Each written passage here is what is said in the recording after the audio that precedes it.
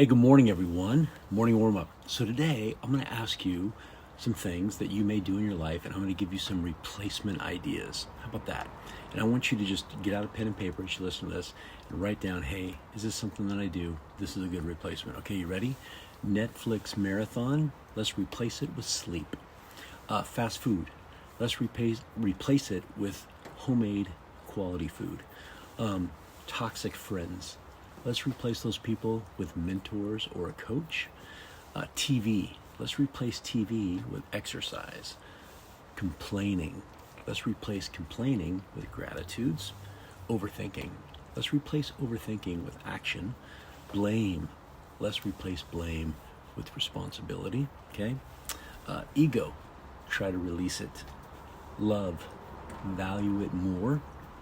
Smile, do it more and do it all the time. Gossip, ignore it. Success, do it as much as you possibly can. Jealousy, distance yourself from it. Knowledge, acquire it on a daily basis. Confidence, trust in yourself.